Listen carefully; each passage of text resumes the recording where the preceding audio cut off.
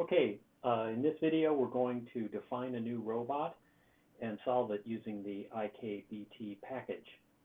So to do that, we're going to edit a file called, it's in the directory IKBT functions, and it's called ik_robots.py.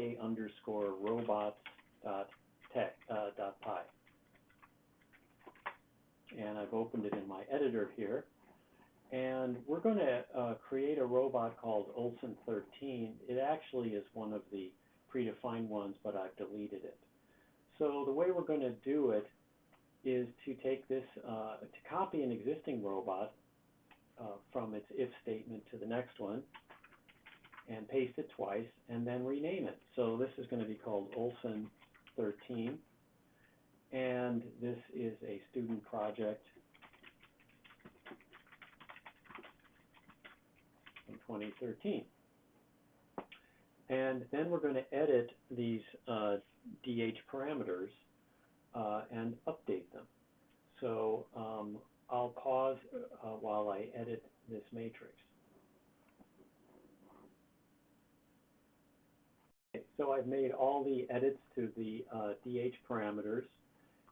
If your robot is only 5 degrees of freedom, this one is 6, but if it's 5 or 3 or whatever, then leave the extra rows as all zeros. Those will become identity matrices, but we didn't put the smart feature in to automatically complete this. Okay, so now we have the DH parameters. We have constants. Well, we have prismatic joints and rotary joints in this robot, and we have a couple of constant offsets, L3, L4, and L5.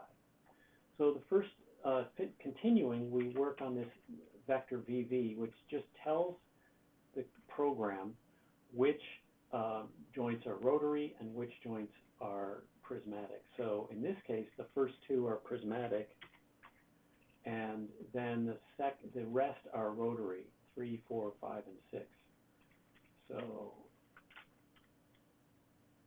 So there is 2 prismatic and 4 rotary. Okay, and then the variable definitions for each unknown. So we change those from thetas to d's. I suppose this could be automated too for the first few, and then the third joint is a theta unknown, and then all the rest. So if there are fewer than 6 unknowns, of course, this vector would have fewer elements. Then our parameters that we're going to use, which are fixed non-zero constants. And for a few features that we're developing, we'll need the numerical values, such as numerically testing the inverse kinematic solutions. And I'm going to just set these all to some fixed constants right now. Usually the last one is a wrist offset, so I'm making it smaller, but it has no bearing on what we're going to do today. So now our robot definition is complete. There's one more gotcha, which is go ahead and copy your robot name and come up to the top. There is a little bit of checking code here, so it will only work for robots that are known. So we're going to give that name to the list of known robots. Olson 13 is added. Otherwise, you'll get this message, unknown robot, I'm stopping. So now we're done. Save the file, and then come back here to the console, and we'll run Python iksolver Olson 13. And we made a little syntax error in the file, so that's easy to fix. I need this indented properly, or rather this one indented properly. Now they're all properly indented, and we go back and run it. So it just did the forward kinematics, and now it's solving. I will pause while it solves. Usually takes about 2 minutes.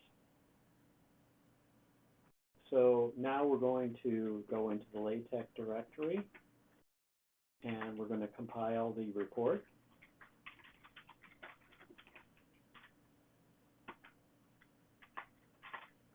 run that twice, and then take a look at the PDF.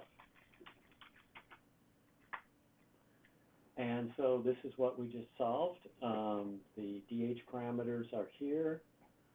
The forward kinematic equations for your reference. They were solved in this particular order. And we should probably just arrange these solutions to that order too. They have to be run in that order. So theta 3 was first, it's theta 3, 4, 5, 6, and finally the d's at the end. So these are the solutions to the equations, and then the solution graph, which shows the dependencies. And these four solutions are the solutions that are valid poses for this robot. So when you do your own robot, keep in mind that some sets of DH parameters actually have no solution. In that case, IKBT will run for a really long time and not declare that it successfully solved the robot. And we still have a few bugs. So occasionally a robot will exercise some buggy features, but most of these robots that are predefined will be solved. And I wish you luck in solving your inverse kinematics problems with IKBT.